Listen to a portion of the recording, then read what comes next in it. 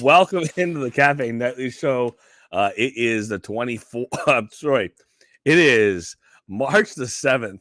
It is almost the 8th. We're getting late here in the evening, so I'm gonna make it happen. Welcome to the Cafe Nightly Show. Again, I'm your host, the Goldsmith, and of course, we have Tahoe Mint today. Some of the takeaways on Tahoe, obviously. We still have a little bit of this conversation and confusion, and unfortunately, the confusion is being expressed after the release of the city about it was a travel-in city. These people were like, wow, I didn't realize I had to use my car. Oh, I didn't realize how the travel worked. I started 3 hours before. That comes down to communication. Where people are seeing communication, how they're interacting with the community, how they can read and see messages. And again, if they have questions, to ask them and have someone from the community help them. Well, Upland also took a step towards making that a little easier for a lot of folks. And that was, we do now have a general channel in Upland Chat. Again, it seems like a small thing. Upland Chat's been around for a year and a half, 2 years now. Well, not quite 2 years, but a year and a half anyways. And it did take a little while for them to add some new channels. Our general channel does go a little way towards what was an original promise of Upland, original discussion of Upland, of moving more and more of the chat into the layer 1 game as it is. So people who aren't going to go elsewhere, who aren't going to go to Discord, who aren't going to go to Reddit, are still going to be able to be part of the community, still be able to have those conversations. So theoretically, you have those questions, you ask them, you get the answer. We saw a lot of those questions come up in general chat in the game of Upland. People who said they didn't, they hadn't engaged in other forms of communication outside of Upland. They knew chat worked. They saw the general channel get launched. They saw it as a pop-up. They jumped to the general channel and they asked their question about cars, and it would have been great if they asked them 2 days ago. So it's nice that they dropped it when they did. If they dropped it 2 days earlier, maybe a couple people would have gotten their questions answered on cars. And for that, we'll get into more of the details on Tahoe. We'll get into more of the details on the general here. Again, general in chat, in the Upland Chat. And of course, we already have some contest winners for this Tahoe, for this mint race. I'll get into those as well. I didn't see the badges announced yet, but we do have, again, the listing for the people who did mint to their corresponding number to make Tahoe happen. We'll get into that details. Getting some important things out of the way, obviously. All views and opinions are my own. Shouldn't be taken as game strategy or financial advice. They don't represent the game of the team of Upland. Pretty simple, pretty easy. No guests on tonight, so we don't have to worry about what they're saying affecting or representing the game of Upland, the team of Upland, or being financial or game advice. Kicking off here, of course, the minting of Tahoe, and we take a quick look.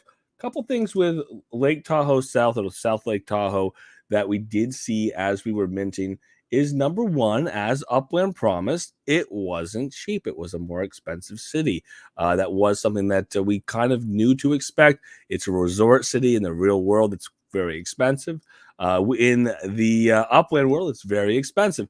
We do have it as being pricier in some areas than others, just like the real Lake Tahoe or South Lake Tahoe. Go figure. Where you are going to see certain areas of the town, and the tourist core being one of them, that do have a lot of pricing that is concentrated there. A lot more pricey properties, higher UPX per UP2. You see the same thing over in the Tahoe Keys, which was expected. And then we have some areas that were easier to get into, lower UPX per UP2. People were able to get more UP2 for a similar or same amount of price. Some of these areas, I think Pioneer Ski Run wasn't so bad compared to some of the other areas.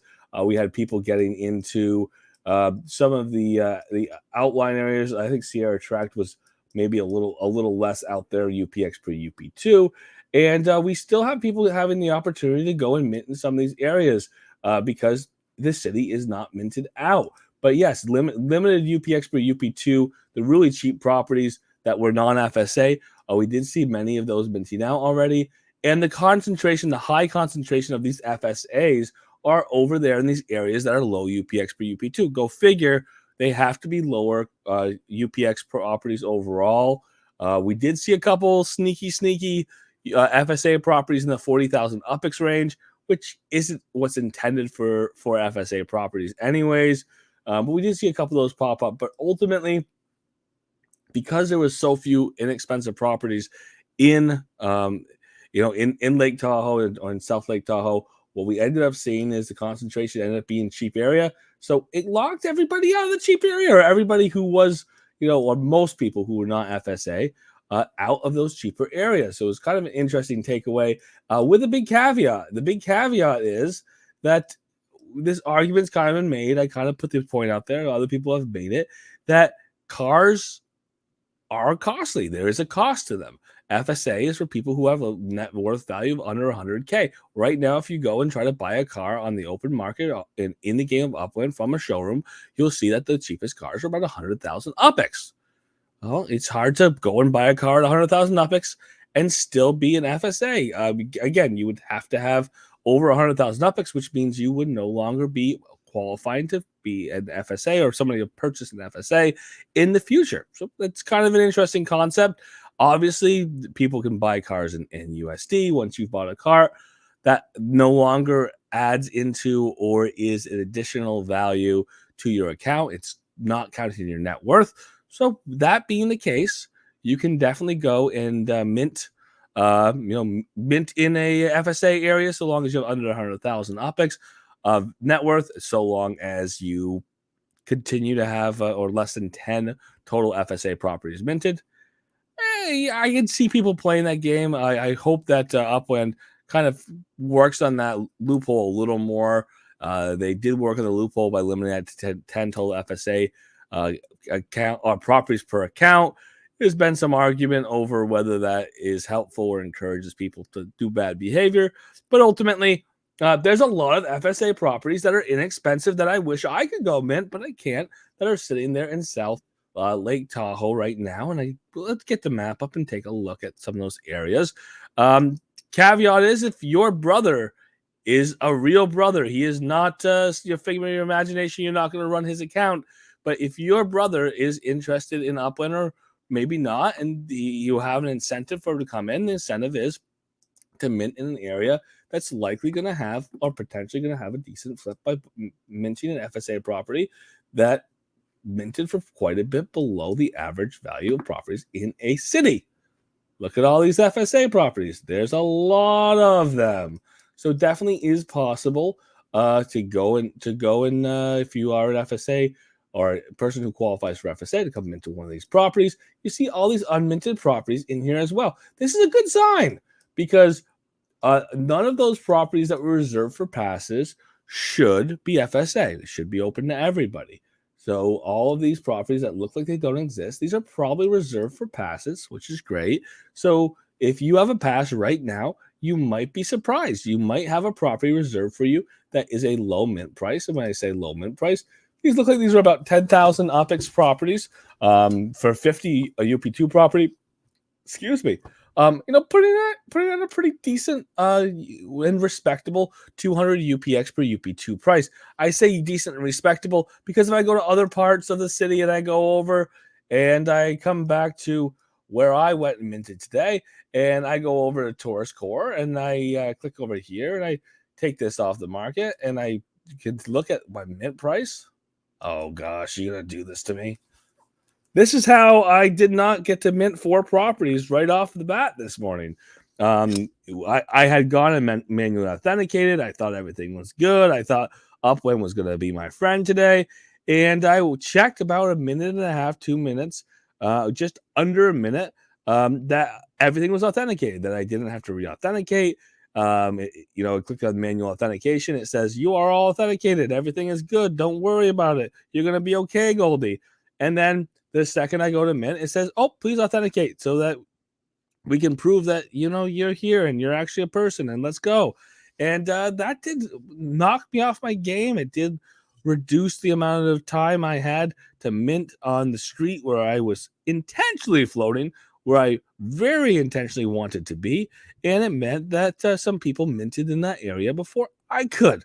So I wish I had been smart enough not to have authentication on for those limited short period of time. Obviously, the authentication is meant to be a protection for you, but it is unfortunate that it blocked me from minting earlier today. Okay, I popped that off there. We're looking at that being just over 2,000, or just right at 2,000, just under, I should say, 2,000 UPX per UP2. With that disparity between the values in some of these areas, we do have the less expensive areas. And it's interesting to see that some of the less expensive areas, again, lower interest areas, are still available for minting. So the cheapest of the cheap properties are 10,000, 12,000, 14, 16, 18,000 properties, OPEX properties. Some of those did mint already.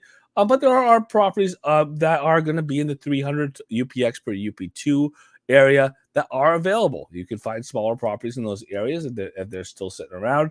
Buy some properties which are on the lower end of the properties in South Lake Tahoe. We did see a lot of these properties, again, like the couple that I mentioned, that are several hundred thousand OPEX just to get a couple hundred UP2. So it may be something to keep your eye on. But the key thing and the important thing to note is this city is going to operate and behave a little differently than some of the other cities we've seen in the game, because you have to travel in by car. Because you have to travel in by car, it means that people are generally going to be coming in from the West Coast. In theory, it means that the use case, the reasoning to be in the city, it's going to depend on what people are doing there. If people are going to make it a treasure hunt city and they're always going to be there treasure hunting, well, then the people who are there, they might make it home base. They may spend some time there, because it could take them a while to travel in and out. Maybe they stay there more, or maybe they only hunt there a couple times a week. We'll have to see how that sets itself up.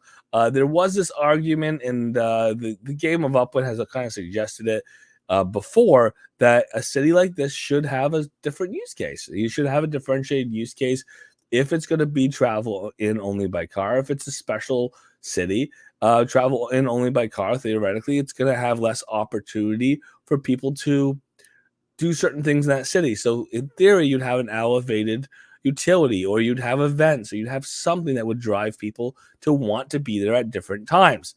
The concept of a resort city has been floated in the community, anyways, and discussed of, well, if it's a resort area, then there should be something that, special events that are held there more often, a reason for people to travel in, again, a destination, and theoretically, I mean, if we're going to have nodes and people are going to build communities, that's on the community to build those things as well. So there's a lot that could happen in the city. But ultimately, I mean, the argument of, am I going to mint every available property that's out there and available? Is every unminted property the same value? Is there a use case? Is there a reason for any little gray square that I see here? Well, it comes down to the individual. Obviously, 71,000 OPEX. I don't have that right now. 71,000 OPEX for this 224 UP2 property over here in Tahoe Valley. I don't have a reason for it right now. I would love to pick up another property or two on the boulevard. Like I said, strategy to go mint here. Again, a little bit of speculation that maybe, just maybe it'll hit collection. We'll have to see. It may not.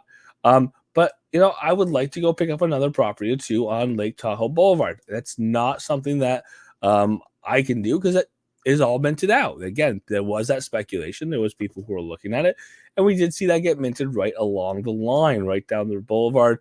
But we did see it off boulevard. We see a lot of properties that are still sitting there because there wasn't the same speculation for some of those properties. And we've seen this obviously in other cities, and it's been the case, and will continue to be the case, that there's some areas of these cities that mint out quickly, some areas that mint out less quickly. So to get into a little bit of controversy of the vehicle traveling, there was a couple pieces that Upland tried to make pretty clear. Whenever the community talked about it, the questions were asked, answers were given. I thought it was pretty clear.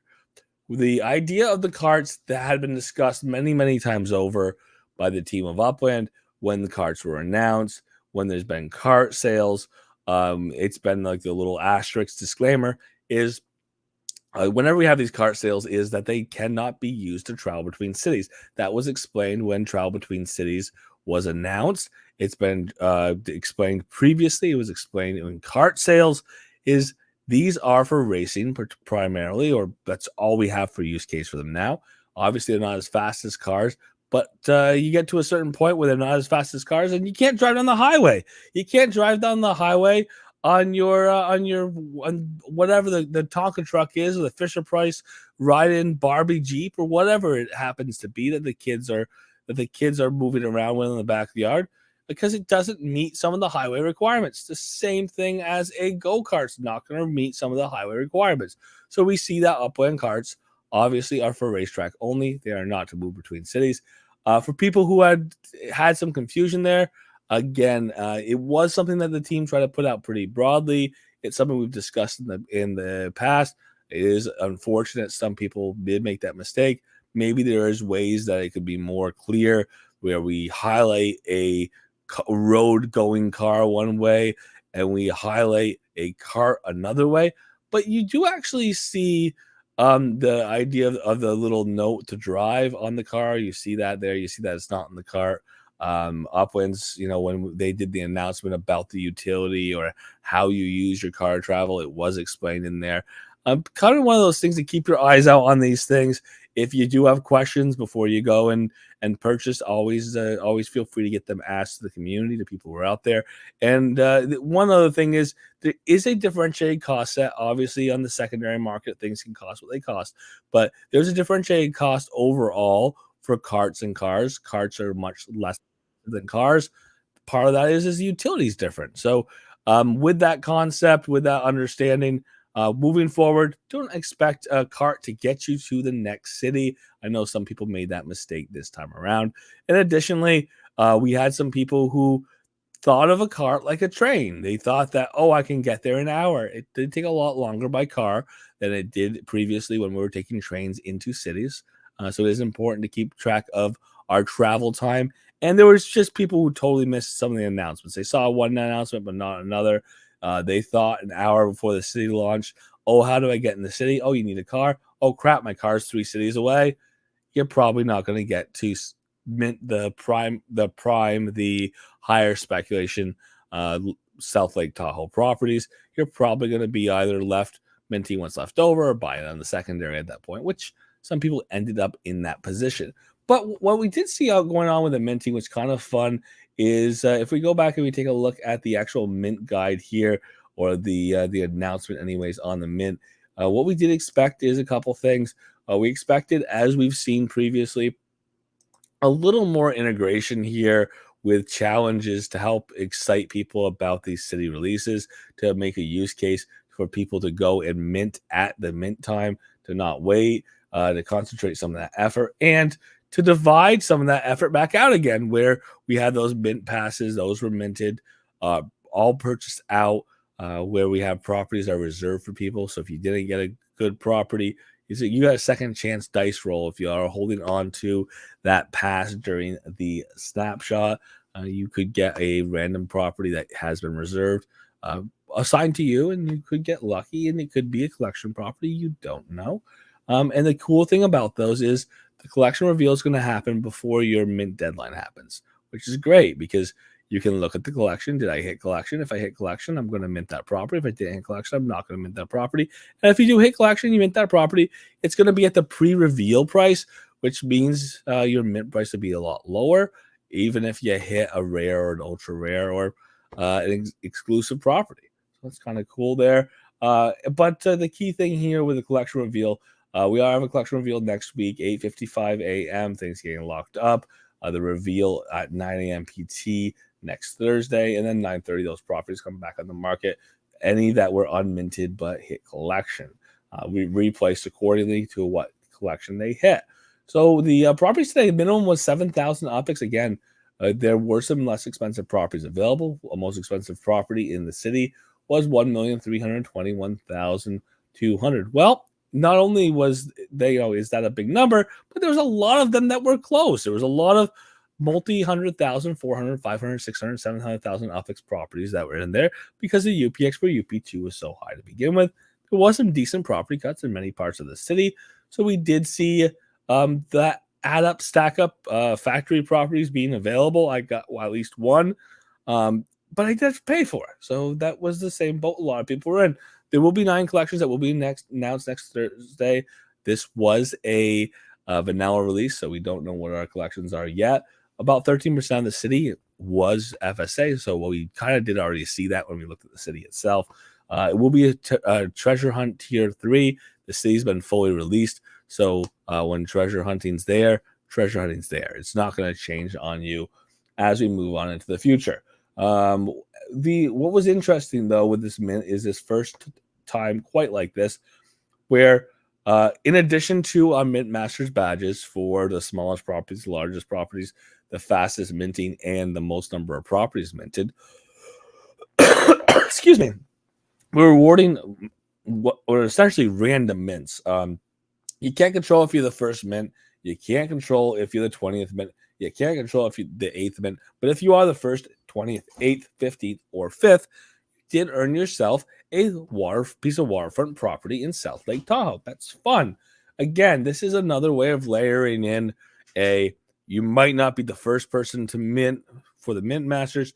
You might not have the UPX to buy the biggest property, but just by going and competing and try to mint as quick as you can, you may hit 20th, you may hit 8th, you may hit 15th, you may hit 5th.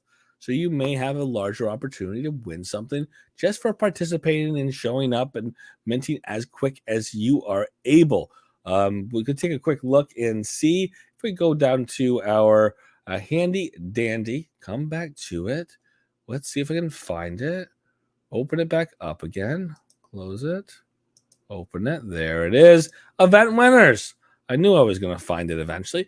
If I go back to my event winners over here, boom, pop it over. There it is. So we go over to our event winners. We're going to see that for today's winners, they already came out. So we do see right here, and we do have the mint masters are up there now too. We do see that our first 5 properties were given away. First 5 on the waterfront. T, it was for 20th. ZZZZK. The first mint was Team Sleep. H, number 8, that was City Pigeon. O, number 15, I don't even know that one, Lither Bear. And then E, number 5, St. Lucie, 5th property minted for St. Lucie, getting a waterfront property.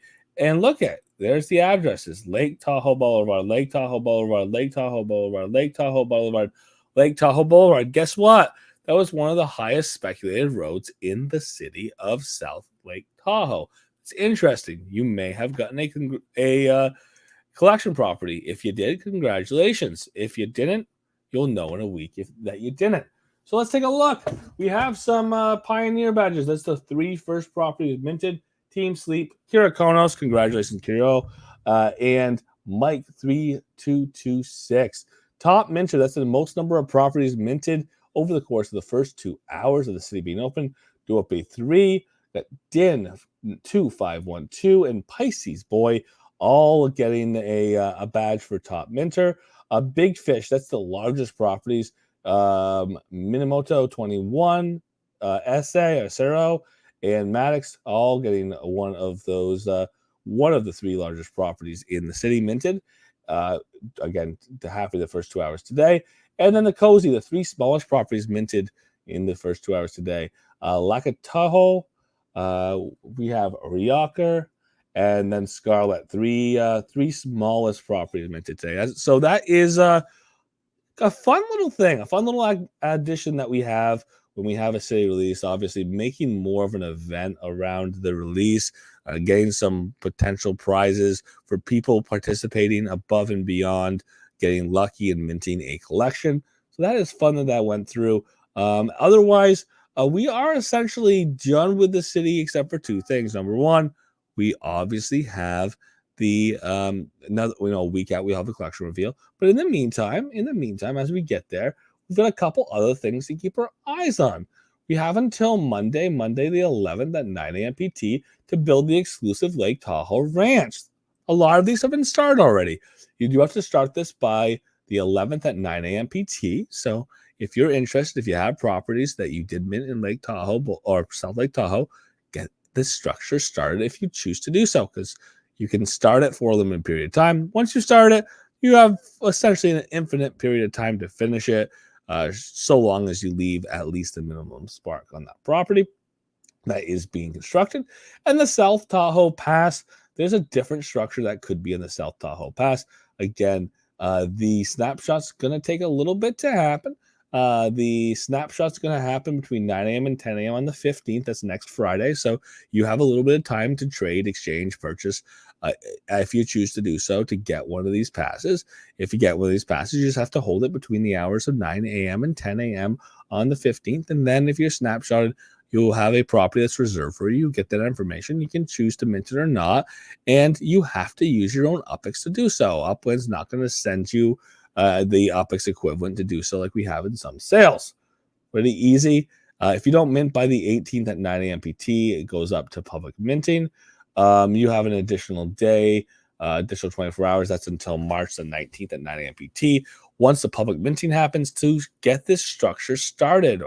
And that is the past property structure. If the past property structure is going to be inclusive of those properties get minted to the public. So theoretically, if you get the second chance, you mint one of those past reserve properties after the fact, after the closure of the reserve period, you can mint the structure if you choose to do so. Again, that is going to be running through into the middle and end of next week. Then the pass is obviously already happened. You can purchase those at the variety shops. That's where they will be, where they can be sold, or people obviously can have trades or swaps or whatever else they're doing to go asset to asset purchasing and swapping. With that, I do want to put a couple other things to highlight for what we saw today. Obviously, as mentioned, there was some confusion among some people. The key is this is going to continue to happen. This is not going to be every city. Upland intentionally wanted to bring this feature in for a very long time. When they talked about cars to begin with, one of the early things they had talked about was the concept that cars will be used for transportation. And alongside that, they talked about this idea of exclusively transport cities that you can only get to with private transport. You can't use a bus or train or plane, whatever else. You have to use what you own as a vehicle. Again, it does make a interesting use case for cars. It makes a point there. And if those cities have the right events, or there are reasons why people have to be in those cities, it'll be fun long term to have those cities in the game of Upland. So if you have a car, if you don't have a car, if you're going to have a city in the future that's like South Lake Tahoe, that's going to have be transferred in, or travel in anyways, you are going to have a car to do so. Just keep that in mind. And cars can't travel there as well. We do have a couple things we're looking forward to. Did go over some of the events here with South Lake Tahoe that are still not finished yet, but we do have some questions that we want to see answers to. We are headed into the middle, or getting through the first week here anyways, finishing off the first week of March.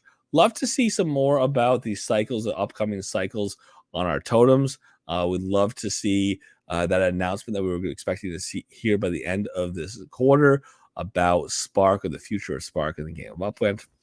Fingers crossed sooner rather than later. And otherwise, we continue to get these announcements on Genesis Week. The announcement on Genesis Week today, I did have and had the luck of having X1 come on Monday, talk about Genesis Week and that announcement. Today is Thursday. It's official. All of the early bird passes are sold out. You can continue to buy passes for the in-person event for Upland's Genesis Week. They are available for $100 a piece. They are available on Eventbrite. And the key thing here is you're getting about the same as the early bird, except you're paying more for it. And you'll also lose out on a little bonus, little extra Block Explorer. Don't fret. Don't fear. For $100, 3 meals with drinks on the second night's dinner, and drinks on the Friday night dinner, with a meet and greet with open bar. Again, drinks there provided by Upland on the Thursday, on that night before the full day. With all those things, without even getting into the venue, without getting into the fact that Upland's giving swag out, without getting into the fact that Upland's paying to have their staff come in and speakers come in, again, speakers with Upland partners come in, without taking into account all those things, you have your value right there. Just in the food, just in the just in the drinks. And if you do want to come, obviously it is a value to do so. There's a lot of other costs in getting there. There's hotel, there's travel. So it's not an easy feat necessarily for everyone to do. But it is worth noting that the event price, anyways, is relatively fair, or is very fair, anyways, for what people are going to be getting out of it. We do want to put two other things out that I know that are coming up that we should be getting ready for. Again, above and beyond totems. It is worth keeping in mind that we did just recently have some submissions open up on UGC. We're going to see kind of some other rounds of the UGC popping up here. We are headed into, and we're going to be headed towards the end of two leaderboard contests. One of them is going to end next week at the end of the season. The other one's going to end next week at the end of the season. So get ready for both. The first one, obviously, being our Frost Season Ornament Decoration Contest. How many Frost Season ornaments are up on your structures that you own in collection areas? That's what the requirements are to count on that leaderboard. There is a weekly random drawing for 0.05 Spark. If you're listing the top 50, you're listing the top 10, there's significant prizes at the very end. So keep that in mind. Additionally, we do have the race series. The race leaderboard series, as of right now, is really about getting in a bunch of races. And, you go into the staked races, you pay for them. The better you do, you get some bonus points there too. But it's about repetition, and it's about going into staked races. And if that's something you want to do, keep in mind that is going to run until the middle of March. So you got a few weeks left, a couple weeks left anyways, and you have to get on top of it to get there. So I say a couple, I actually mean essentially just over 7 days. End of the week next week is going to be the end of the middle of the month, is the end of the season. So it's something to get on top of if you're not currently doing as well on those leaderboards as you'd like to do so. And otherwise, it's late on a Thursday. Looking forward to hopefully getting some more announcements with things coming up tomorrow or later into next week. But I would like to leave us with the idea that we do have the future of the Upland does involve some of these city mints like we saw today. This was differentiated, and I will put the note out there and I'll put the asterisk on it. This city was not for everybody. If you don't have a car, it wasn't for everybody. When we have future cities, it may be the same thing. We may be moving into a stage in Upland where city mints still excite people. There's still things people like to do. There's a lot of reasons to go to a city mint, but you're not going to, as an Uplander, need to go to every single one. It may not make sense to go to every single one. I think we've already entered that phase of Upland. We kind of saw that today, where there are certain people who elected not to go. There's certain people who couldn't go because of the circumstances involved with the way this mint was set up. And with that, it worked. There was no major issues. Things seemed to work really well, with the exception of me not being able to mint my first 3 properties because it said, oh, we got to do a manual authentication again. But besides that, everything went very smoothly, which is good and appreciated.